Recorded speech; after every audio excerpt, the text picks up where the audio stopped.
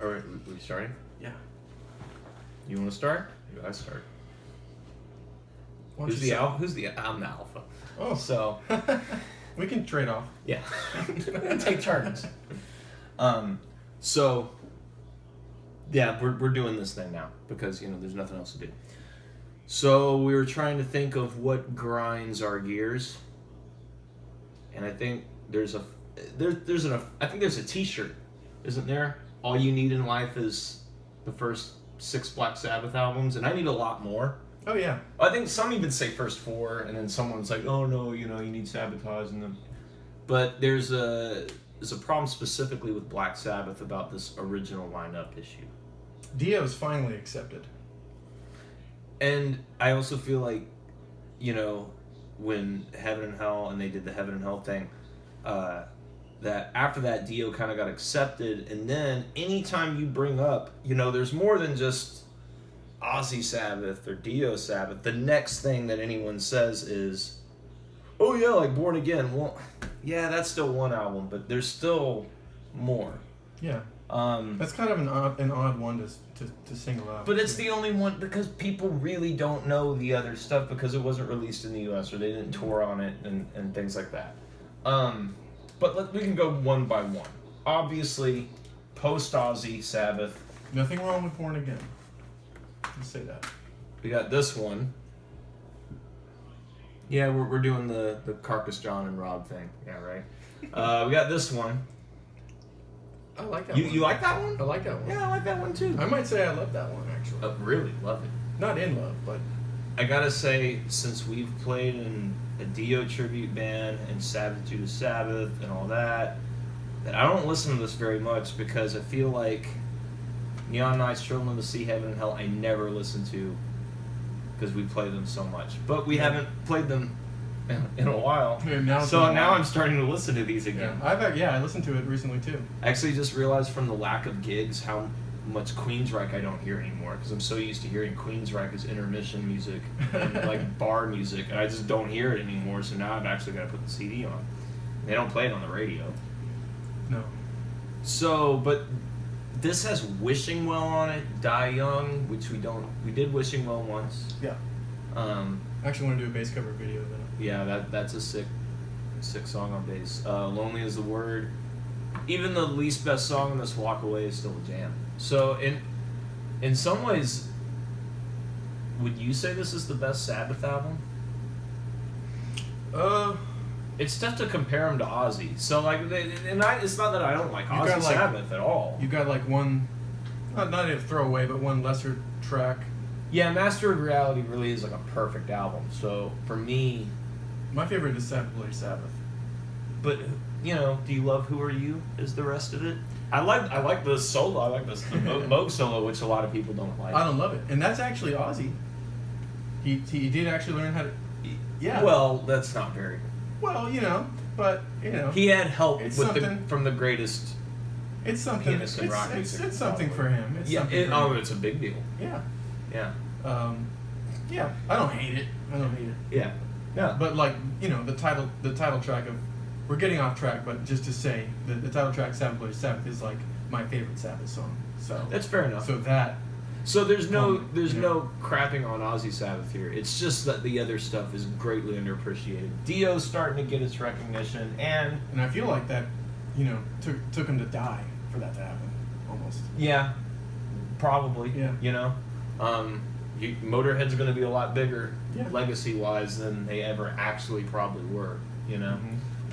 But moving on, the second Dio Sabbath album, Mob Rules, is this one more... I feel like this one is more even as far as track listing. Like, highs and lows. Yeah. I guess you could say that. Weakest song? Best song. Best song? Falling Off the Edge of the World. Yeah, I could go with that. That for me, I'd say that. I loved Voodoo as a kid. I love Voodoo. I love Country Girl. I love Voodoo. I love Country Girl. I love the title track too. Yeah. That's another one, though, I've played so many times. Yeah. Maybe Slipping Away. Slipping Away is my least favorite. Kind of a lesser one. Yeah. Yeah. But I always used to give that song a hard time because I thought it sounded too much like Custard Pie by Led Zeppelin. But then I played it back. I didn't really hear that. Actually, you know what? The riff isn't the same, but it's just got that bond thing. Love Sign of the Southern Cross. Yeah. Live Evil. Opinions on? I don't have any negative opinions on it. Yeah. Kind of cool to hear Dio singing some Sabbath. Yeah, some he Ozzy really songs. kills War Pigs, and you can hear Elf versions of him doing War Pigs as well. But it's cool to hear him with Sabbath. It's really cool to hear the song Black Sabbath when he does it. It's very intense. Yeah. Children of the Grave is really good, especially if you really crank them up. The vocal ad-libs are cool. That's actually normally I don't like Dio's vocal ad-lib stuff and the medleys and all that as far as him playing live, but on this album I think it works really well. This and Rainbow on Stage, it works really well. His solo albums it was kind of annoying. Well, maybe he overdid it, but I think he overdid it. Yeah, but I think right there it's pretty much perfect. Then we got Ian Gillan. This is what we were talking about earlier. Ian Gillan from Deep Purple did one album with Black Sabbath called Born Again. And so if people know anything outside of Dio's Sabbath, it's usually this album. Which is still a good album. I think the problem that bugs me is the damn intro, the keyboard tracks. You got 2 of them on the first side out of 5 tracks, which is unnecessary. Production's a little... Yeah, I don't even think they like the mix on it. Yeah, kind of hard. As a bass player, kind of hard to hear Geezer. But there's some awesome songs on this. Trash, Disturbing a Priest, Born Again, the title track, Zero the Hero. Fun fact, Paradise City ripped off Zero the Hero. Yeah, right? That's Digital Bitch about Sharon. Yeah. Right? Oh, we don't want to make people mad now. Oh. Yeah, watch it. Yeah. Watch I'll it. put this on YouTube now. We can't play Ozfest now. Oh, darn. Darn it.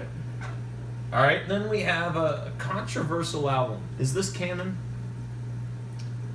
If Iomi's there, it is to me. Can we explain why? Maybe not, because it wasn't supposed to be a Black Sabbath album. It's called Black Sabbath featuring Tony Iommi, but Tony Iommi is the only member of Black Sabbath on this. This had 3/4 of the members. It still had 3/4. This, everyone's gone. But Glenn Hughes is on it. And you've been in a Kansas mood, and look who produced it. Jeff Glicksman. Who did Kansas. Yes, he did. Maybe it's why this album jams, because it does. If you're a fan of Glenn Hughes and Deep Purple, once again, second Sabbath album with a Deep Purple member or singer. Glenn Hughes is still a Deep Purple singer to me. Yeah. So, there's good stuff. There's even a Linda Ronstadt cover, Heart Like a Wheel. Good stuff. Well, there's good tunes on this. Yeah. If you care to elaborate any more, I mean, In for the Kill, Danger Zone. Danger Zone. Danger Zone's a rocker. No Stranger to Love. That's a great video. It is a great video. Tony Iommi looks like Frank Zappa. I really dig the title track on this one, actually. Oh, yeah. Okay. Sorry. In for the Kill. It's a good opener. No, this album jams. Yeah. Tell you the truth, I don't really care if it's canon or not. It's fucking awesome. No, and that's honestly the whole thing. I'm not going to listen to anyone sit here and tell me that Tony Iommi writing doomy Black Sabbath riffs is not Black Sabbath. Yeah. Just like I'm not going to listen to anyone tell me that Eddie Van Halen writing Van Halen love songs with Sammy Hagar is not Van Halen. It still sounds like Van Halen. It's his name. 2 of them. There's 2 Van Halens. That's right. Now there's 3. Double. Triple. Triple trouble. All right. Enter Tony Martin. Ray Gillen got kicked out or left before this came out. He was in between. He was too much of a caveman. Yeah, I guess so. And then you get Tony Martin. Once again, I didn't realize this one was also produced by Jeff Glicksman. The Glicksinator. The Glix. Oh, I like it. I like it. The Glicksinator and Chris Tangarides, mixed by Chris Tangarides. That's double trouble itself. Also enter one of my personal heroes and former Rainbow member Bob Daisley on bass. I thought you were going to say close personal friend, but you're a personal hero. No. Because I'm like, you don't know him. No, I don't know. I probably never will. But maybe if we make enough of these. Maybe. And if you talk How you about him, doing he'll be down like, under? It's a bad Australian if accent. he doesn't like your Australian accent, you might be in trouble. We can edit that out. Yeah. All right. So this album, thoughts? I love it. Really? Yeah. Really? Yeah. But it doesn't have Ozzy or Dio or Ian Gillan. But it's awesome. It doesn't the have songs Geezer. are great. The songs are great. It doesn't have Bill Ward. Bob Daisley is just as good as Geezer, if not better. Guess what? It's a fact, and you're all listening to Ozzy records, and you probably don't even know that's the bass player on them. So you enjoy those records too. So it's not heresy. This album is great. My favorite moment. One, this has my probably favorite Tony Iommi solo, or second favorite Tony Iommi solo. Where is it? Lost Forever? Born to Lose. Oh. The He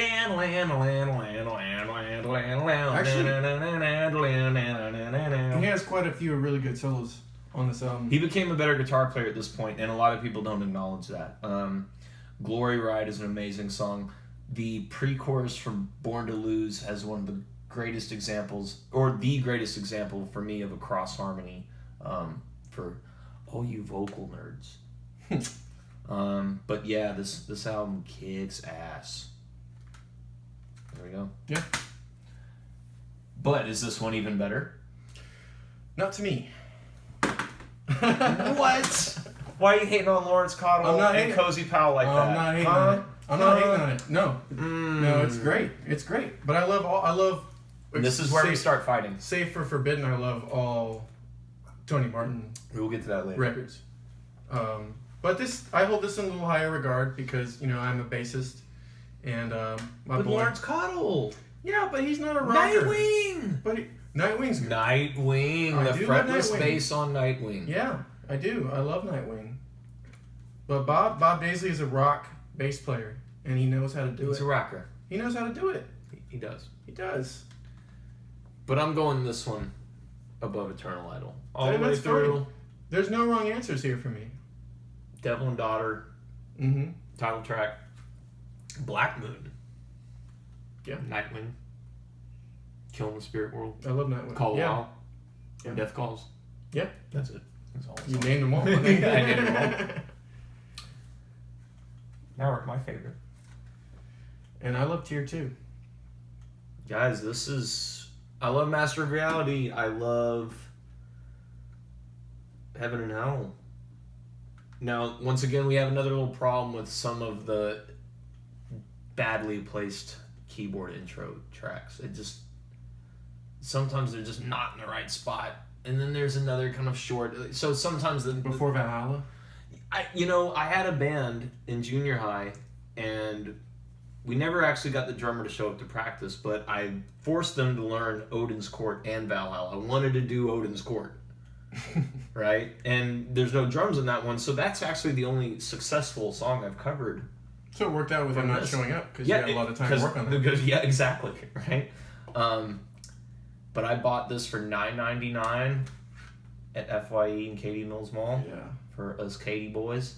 I Headless think I Cross, did. $9.99. I got this $9.99, and Eternal, all I'm pretty these. sure that I got mine at FYE too, but inflation, because I'm 2 years younger, I believe mine was $11.99. Oh, So, damn them. Yeah. Great album. Yep. But then Ronnie comes back, and Geezer comes back, and Vinny comes back. We didn't give Vinny a shout out on Mob Rules. No, but he definitely he really stands out on this one. Yeah. And this is actually probably one of my top 5. For a lot of Sabbath fans with cultivated taste. Higher art. Dude, it's got a Terminator in a robe shocking another little Terminator dude. You want this. I got this at Circuit City. The Skeletor looking guy. And he's made of circuits. No, it's a Terminator. It came out in 92. Everyone was doing Terminator. He's clearly the T-800. He's made of circuits. Yeah. You got him in Circuit City. Computer God. And I did get it at Circuit City. Yeah. He should have been their mascot. Computer God. We've done a couple songs from this. Computer God. Too late. After All. We never did Crimes. Computer God. No, we never did. That's stupid. But we have done TV Crimes and Too Late and And After All. Oh, so 4. Which is on the new Hellstar single, 7-inch, that you can get in October. You can pre-order the internet? via Massacre Records, Amazon Records in Germany. We'll put a link. If we know, do we know how to do that? I don't think we know how to do We it. I don't know how to do it. We'll learn how to do it one day. All right. That's a great album. But then they asked Dio to open for Ozzy, and that ain't happening. And once again, that's the whole really. That's a no. You know what? It'd be okay if they played in Russia and then Ozzy opened for them. You know what? You know? I wouldn't change history because Dio left and gave us one of his best albums. And we got this in return. Geezer stayed. So it worked out. So the divorce worked out. Yeah, for the kids. Mom went and did something really cool, and Dad went and did something really cool. And we got presents from both families. We got 2 Christmas presents. We got double Christmas presents for this. Because we have one of the best Sabbath songs, Cross of Thorns. Cross of Thorns, you know, our friend Urban Breed would say Cross of Thorns is probably the best metal song ever. Well, it's definitely my favorite Tony Iommi guitar solo. I can sing it from memory right now, but I'm not going to do it. Immaculate Deception is awesome. Bobby Rondinelli. Eddie Van Halen co-wrote the song Cardinal Sin, which is a jamming song. And the only Black Sabbath song with an Eddie Van Halen co-write. Are you still going to complain about Black Sabbath post-Ozzy? They will. Stop. Yeah, they will. They will. Also, shout out Bobby Rondinelli on this album from Rainbow. Yep, another Rainbow member. Another Rainbow member. Can't go wrong when you have Rainbow drummers on any album. No. Did we even talk about Cozy Pal? We didn't talk about Cozy Pal. Yeah. Cozy Pal is on These 2. Tear and Headless Cross. Cozy Pal is what I guess is my favorite drummer, number 2 drummer. Top 3 for me. Okay. He's my definition of what a drummer should be. Mm. Maybe if we keep doing these, I will have future rants about how X drummer is not Cozy Pal and Y drummer is not Cozy Pal, and maybe they should just quit. Oh, future Kiss member on Eternal Idol. Oh, also, Eric Singer on this album. This is another reason I don't like Eric Singer wearing Peter Criss's paint.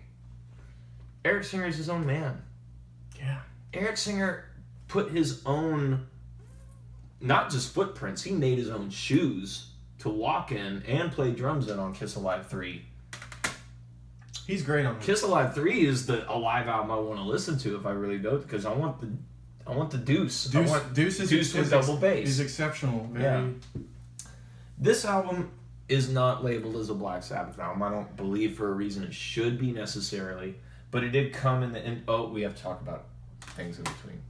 There's another album called Forbidden Folks. I don't own this one. I don't really care to own it, but Tony Iommi said he's going to remix it, remaster it. Yeah. Maybe it'll be worth owning. I do like the title track of that one. Do you like Illusion of Power featuring Ice-T?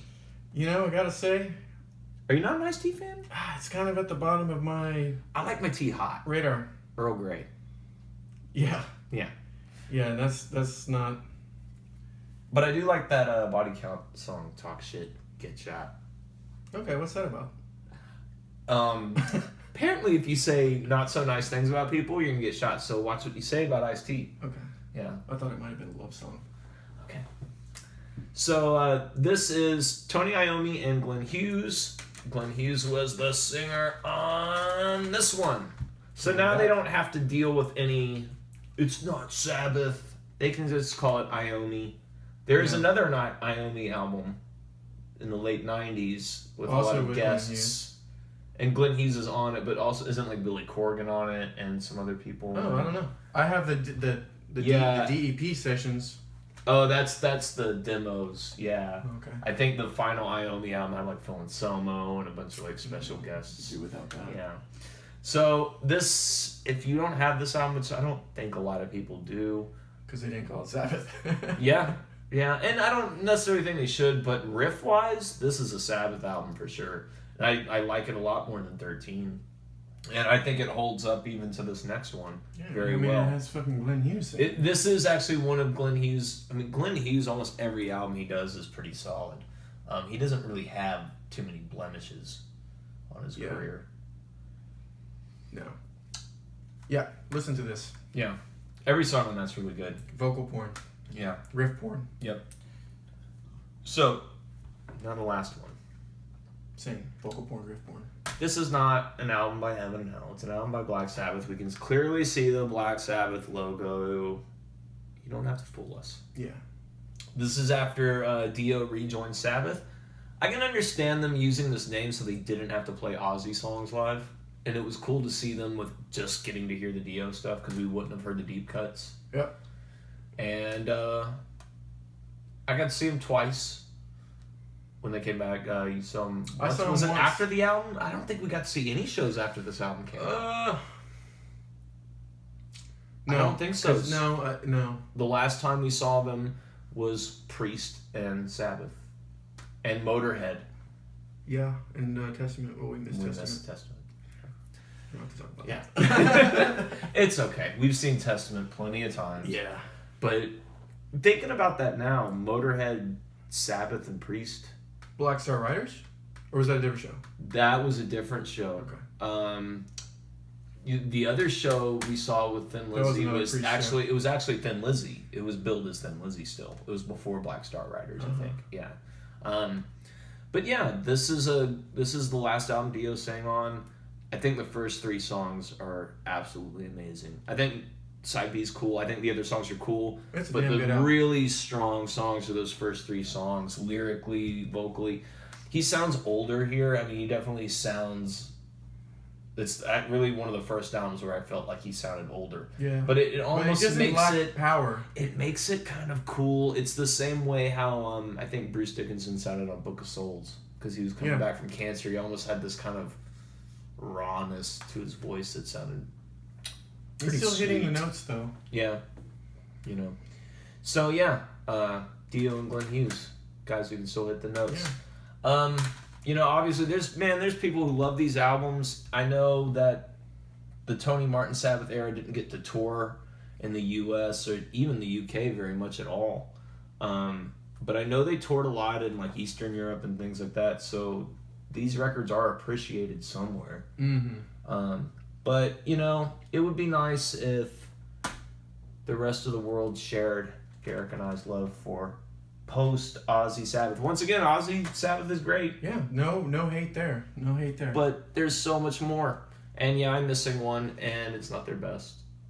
But Which one? Forbidden? Forbidden, yeah. Oh, okay. But I like the title track. Okay. All right, so that's that. Bye. Good day. Oh, shit. I did a Garth Brooks bye. Okay. That was like 20 minutes. Yeah. I thought that was